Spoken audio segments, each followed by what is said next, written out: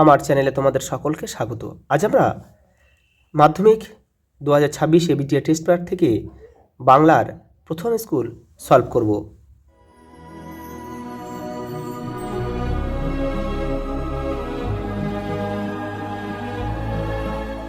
প্রথম প্রশ্ন দেখো, আশ্চর্য হয়েছি, একটু ভয়ও পেয়েছি, হরিদার কোন রূপ দেখে বক্তার এমন দশা হয়েছিল? উত্তর হবে অপশান ঘ, বিরাগীর রূপ দেখে।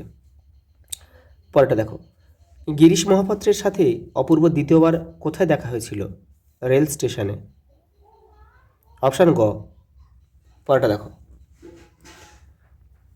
জামা অদল বদলের বুদ্ধি কার মাথায় এসেছিল? অমৃতের। আমাদের শিশুদের সব ছড়ানো রয়েছে কাছে দূরে। দেখো কাছে দূরে, এই যে। পরেরটা দেখো, অস্ত্রের বিরুদ্ধে গান কবিতায় কবি অস্ত্র রাখতে বলেছেন গানের দুটি পায়ে। এক্ষেত্রে কিন্তু আমাদের কবিতাটা কিন্তু মুখস্থ করা খুবই প্রয়োজন। সমুদ্র নির্পতি সুতা কে? দেখো পদ্মা। শ্রীকান্ত প্রথম যে ফাউন্টেন পেনটি কিনেছিলেন তার নাম হচ্ছে জাপানি পাইলট। পরেরটা দেখো, ছিঁড়ে পত্র না ছাড়ে মসি, মসি কথার অর্থ হচ্ছে কালি। কলকাতা বিশ্ববিদ্যালয় পরিভাষা সমিতি নিযুক্ত হয়েছিল 1936 খ্রিস্টাব্দে। পরেরটা দেখো, যে কর্তা অন্য কাউকে দিয়ে কাজ করায় সেটা হচ্ছে কি?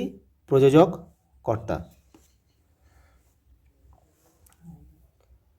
অনুসর্গ মাত্রই অব্যয়। বুড়ো মানুষের কথাটা শোনো, চিহ্নিত পদটি যে সমাসের উদাহরণ সেটি হলো কর্মধারয় সমাস। এটা ভালো হয় বুড়ো মানুষ কর্মধারয় সমাস। উপনগরী সমাসটি গড়ে উঠেছে সামীপ্য অর্থে। অপশান খ আমাদের উত্তর। পরেরটা দেখো, মহাশয়ের কি করা হয় এটি কোন বাচ্যের উদাহরণ? এটা হচ্ছে ভাববাচ্য। পরের প্রশ্ন দেখো, যারা ওস্তাদ কলমবাজ তাদের বলা হয় ক্যালিগ্রাফিস্ট। এটি কোন শ্রেণীর বাক্য? এটা হচ্ছে জটিল বাক্য। এই যে যারা তারা রয়েছে এটা হচ্ছে এই জন্য হচ্ছে জটিল বাক্য। দেখো, তোরা সব জয়ধ্বনি কর, এটি কোন বাচ্যের উদাহরণ? এটা হচ্ছে কর্তৃবাচ্য। নির্দেশক বাক্যের একটি শ্রেণী লেখো। দেখো নির্দেশক বাক্যের কিন্তু দুটো শ্রেণী, এটা হ্যাঁবাচক আর নাবাচক। এখানে দেখো এই যে নঅর্থক মানে নাবাচক, এটাই আমাদের উত্তর হবে। দেখো এখানে আচ্ছা মান একেরগুলো রয়েছে, আমি একটু জাস্ট বলে দিচ্ছি, তোমরা একটু ওখান থেকে ভালোভাবে করে নেবে। এটা দেখো, হাসি গোপন করিল, কে কেন হাসি গোপন করেছিল? এটা কিন্তু পথের দাবি থেকে নেওয়া হয়েছে। এই দেখো, গিরিশ মহাপাত্রের ছদ্মবেশে সব্যসাচী মল্লিকের অভূতপূর্ব দর্শন, পোশাক পরিচ্ছদের বাহার ও পরিপাট্য দেখে অপূর্ব হাসি পেলেও হাসা অশোভন হবে মনে করেই অপূর্ব হাসি গোপন করেছিল। এটা রায়ান মার্টিন 100 নম্বর পেজে রয়েছে। এটা কিন্তু অনেক পুরাতন বই, তোমাদের নতুন বই হলে পেজটা একটু দুই একটা এদিক এদিক হতে পারে, দেখে নেবে একটু। পরেরটা দেখো, নদের চাঁদ সব বোঝে, নদের চাঁদ কি বোঝে? এই দেখো, নদের চাঁদ বোঝে যে স্টেশন মাস্টারের দায়িত্বপরায়ণ জীবিকা এবং সংসারের প্রতি কর্তব্যে 30 বছর বয়সে নদীর জন্য ব্যাকুলতা তার বেমানান। এটা 95 নম্বর পেজে রয়েছে, রায়ান মার্টিন। পরের প্রশ্ন দেখো, ইসাবের মেজাজ চড়ে গেল, কেন ইসাবের মেজাজ চড়ে গেল? দেখো রায়ান মার্টিন 80 নম্বর পেজে রয়েছে উত্তরটা, এই যে। এটা দেখো, কুস্তি লড়তে অনিচ্ছুক অমৃতকে কালিয়া মাটিতে ছুঁড়ে ফেলে দিলে ছেলের দল কালিয়ার জয়ধ্বনি দিয়ে চেঁচিয়ে ওঠে, তাই বন্ধু বৎসল ইসাবের মেজাজ চড়ে গিয়েছিল। পরের প্রশ্ন দেখো, মেশোর মুখে করুণার ছাপ দেখে তপনের কি অভিব্যক্তি হয়? জ্ঞানচক্ষু থেকে দিয়েছে, দেখো এই যে। এই দেখো, মেশোর মুখে করুণার ছাপ। তপনের লেখা গল্পটি পড়ে তার লেখক মেশো প্রশংসা করলে তপন প্রথমে ভাবে মেশো ঠাট্টা করছে, কিন্তু পরে মেশোর মুখের করুণার ছাপ দেখে তপন আহ্লাদে কাঁদো হয়ে যায়। পরের প্রশ্ন দেখো, হতেই পারে না বক্তা কি হতে পারে না বোঝাতে চেয়েছেন? দেখো এটা বহুরূপী থেকে নেওয়া আছে, এই যে। বিরাগী সন্ন্যাসী বেশে আগত ব্যক্তিটি কখনোই গল্পকথকদের পরিচিত হরিদা হতে পারে না বলে বক্তা ভবতোষ মনে করেছেন। রায়ান মার্টিন 40 নম্বর পেজে উত্তরটা রয়েছে। দেখো পরেরটা কবিতা থেকে দিয়েছে। হা ধিক মোড়ে বক্তা কেন নিজেকে ধিক্কার দিয়েছিলেন, দেখো অভিষেক থেকে নিয়েছে। এই দেখো, যখন স্বর্ণলঙ্কা শত্রুর আক্রমণে আক্রান্ত এবং প্রিয়ানুজ বীরবাহু শত্রুর সঙ্গে যুদ্ধে নিহত, তখন প্রমোদ উদ্যানে বামাদল মাঝে নিজের অবস্থান বেমানান ভেবে নিজেকেই ধিক্কার জানিয়েছেন ইন্দ্রজিৎ। পরের প্রশ্ন দেখো, রক্তমুছি শুধু গানের গায়ে কথাটির অর্থ কী? এই যে দেখো, গান অমলিন, শুধু স্পর্শে সেই হিংসার আবহ মুছে দিতে পারে। গানের বিশুদ্ধ স্পর্শে রক্তের আলপনা ফিকে হতে হতে মুছে যায়। কবিতায় গানের গায়ে হিংসার রক্ত মুছতে চান। পরেরটা দেখো, বলো ক্ষমা করো, কে কেন এই বাণী উচ্চারণ করবে? দেখো 145 নম্বর পেজে রয়েছে রায়ন মার্টিন, দেখে নাও।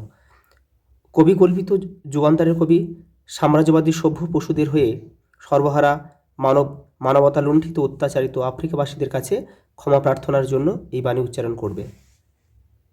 পরেরটা দেখো, পঞ্চকন্যা কারা? দেখো 195 নম্বর পেজে রয়েছে রায়ন মার্টিন, দেখো এই যে পঞ্চকন্যা হলো, দেখো চন্দ্রকলা, বিজয়া, রোহিণী আর বিধুনলা, আর এই পদ্মা রয়েছে। পরেরটা দেখো, সে জানতো না, সে কি জানতো না? সে জানতো না যে কথক আর কোনোদিন ফিরবে না। এটা 110 নম্বর পেজে রয়েছে, একটু দেখে নিও। পরেরটা দেখো, পরিভাষা রচনাতে ত্রুটি হতে পারে কখন? দেখে নাও। এই দেখো, পরিভাষা রচনা একজনের কাজ নয়, সমবেতভাবে না করলে নানা ত্রুটি হতে পারে। পরেরটা দেখো, আশ্চর্য সবই আজ অবলুপ্তির পথে। আজ কি অবলুপ্তির পথে? দেখো হারিয়ে যাওয়া কালি কলম থেকে কিন্তু নেওয়া হয়েছে। এই যে দেখো এইটা, fountain pen, ball point pen সহ নানা রকমের পেন অবলুপ্তি হতে চলেছে। কম্পিউটার যুগে কলমের ব্যবহার কমে আসছে বলে প্রাবন্ধিক শ্রীকান্ত এমন মন্তব্য করেছেন। পরের প্রশ্ন দেখো, এই ধারণা পুরোপুরি ঠিক নয়। কোন ধারণা পুরোপুরি ঠিক নয় বলেছেন লেখক? দেখো 241 নম্বর পেজে রয়েছে উত্তরটা। এই যে এই ধারণা পুরোপুরি ঠিক নয়। পারিভাষিক শব্দ বাদ দিয়ে বক্তব্য প্রকাশ করলে রচনা সহজ হয়। প্রাবন্ধিকের মতে এই ধারণা পুরোপুরি ঠিক নয়। পরেরটা দেখো, লাঠি তোমার দিন ফুরে আছে, কথাটি কে বলেছিল? দেখো হারিয়ে যাওয়া কালি কলম থেকে নেওয়া হয়েছে এটা। এই যে লাঠি তোমার দিন ফুরে আছে, দেখো উক্ত কথাটি দেবী চৌধুরানী উপন্যাসের 3য় খণ্ডে 1ম পরিচ্ছেদে বঙ্কিমচন্দ্র চট্টোপাধ্যায় লিখেছিলেন, তবে একটু অন্যভাবে। হাই লাঠি তোমার দিন গিয়াছে। দেখো এটা হচ্ছে ব্যাকরণ থেকে। দেখো নিরপেক্ষ কর্তার উদাহরণ সহ সংজ্ঞা দাও। এই যে একটি বাক্যে সমাপিকা ক্রিয়া ও অসমাপিকা ক্রিয়ার কর্তা আলাদা আলাদা হলে অসমাপিকা ক্রিয়ার কর্তাকে নিরপেক্ষ কর্তা বলে। যেমন দেখো, নীলাদ্রি বললে সুচেতনা লিখে নেবে। পরেটা দেখো, হিংসার দ্বারা মহৎ কার্য সাধিত হয় না, কর্তৃবাচ্যে রূপান্তরিত করো। দেখো আমি বলে দিচ্ছি, তোমরা লিখে নাও। হিংসা মহৎ কার্য সাধন করে না। আবার বলছি, হিংসা মহৎ কার্য সাধন করে না। পরেরটা দেখো, চিঠি পকেটে ছিল, চিহ্নিত পদটির কারক ও বিভক্তি নির্ণয় করে। দেখো পকেট মানে কোনো স্থান, তাহলে তোমরা কি লিখবে? স্থানাধিকরণে মূল শব্দ আমাদের পকেট, তার সঙ্গে থাকে এ জুড়ে আছে। দেখো টয় এ কারে এ, তাহলে পকেটের সঙ্গে এ জুড়ে আছে, সেটা মূল শব্দের সঙ্গে যেটা জুড়ে থাকবে সেটাই কিন্তু বিভক্তি। তাহলে লিখবে কি? স্থানাধিকরণে বা অধিকরণ কারকে এ বিভক্তি। পরেরটা দেখো, ভাববাচ্যে কর্তা লুপ্ত অবস্থায় আছে, লুপ্ত কর্তা ভাববাচ্য, এরকম একটি বাক্য লেখো। তোমরা উত্তরটা লিখবে, এত গরম চা খাওয়া যায় না। আবার বলছি, এত গরম চা খাওয়া যায় না। পরেরটা দেখো, যোগ্যতাহীন বাক্যের একটি উদাহরণ দাও। দেখো অনেক বাক্য হয়। দেখো সূর্য, যেমন দেখো সূর্য পশ্চিম দিকে ওঠে, আমরা সবাই জানি কিন্তু সূর্য কিন্তু পূর্ব দিকে ওঠে, কিন্তু এটা যোগ্যতাহীন বলেছে। আমাদের লিখতে হবে সূর্য পশ্চিম দিকে ওঠে, ভারতের দক্ষিণে হিমালয় পর্বত অবস্থিত। বা তোমরা এটাও লিখতে পারো সূর্য পূর্ব দিকে অস্ত যায়, এটাও লিখতে পারো। পরেরটা দেখো, কৃপা করো নিরঞ্জন বাক্যটিকে নির্দেশক বাক্যে রূপান্তর করো। এটা আমরা কি লিখব? নিরঞ্জনের কৃপা কামনা করছি। আবার বলছি, নিরঞ্জনের কৃপা কামনা করছি। পরেরটা দেখো, বিগ্রহ বাক্য কাকে বলে? এটা তোমরা পেয়ে যাবে, যে বাক্য বা বাক্যাংশের মাধ্যমে সমাসবদ্ধ পদকে বিশ্লেষণ করা হয় তাকেই বলা হয় বিগ্রহ বাক্য। যেমন হচ্ছে কি পুণ্যের ফল।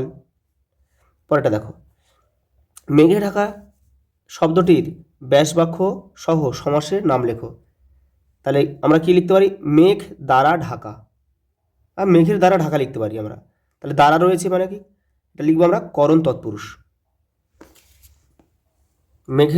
মেঘের দ্বারা ঢাকা করণ তৎপুরুষ। পরেরটা দেখো, যন্ত্রাত্মক করণের একটি উদাহরণ দাও।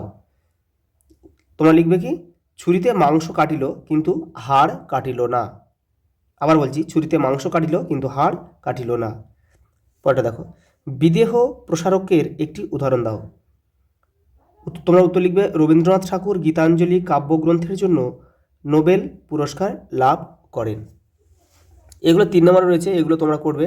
আর যদি কোনো গল্প বা কবিতা থেকে তোমরা যে কোনো লাইন হয়তো বুঝতে পারছো না, যেটা কোন গল্প থেকে দিয়েছে, কমেন্টে জানিও, আমি তোমাদের বলার চেষ্টা করব। যেমন দেখো, এইটা দেখো, এ কি ব্যাপার, কে কাকে এ কথা বলেছিল। দেখো, এটা বলো তো কোথা থেকে নেওয়া হয়েছে? এটা কিন্তু জ্ঞানচক্ষু থেকে নেওয়া হয়েছে। এরকম যদি কোনো শব্দ তোমরা বুঝতে না পারো, কমেন্টে জানিও, আমি তোমাদের উত্তর দেওয়ার চেষ্টা করব। আজ এই পর্যন্ত, দেখা হবে পরের ভিডিওতে।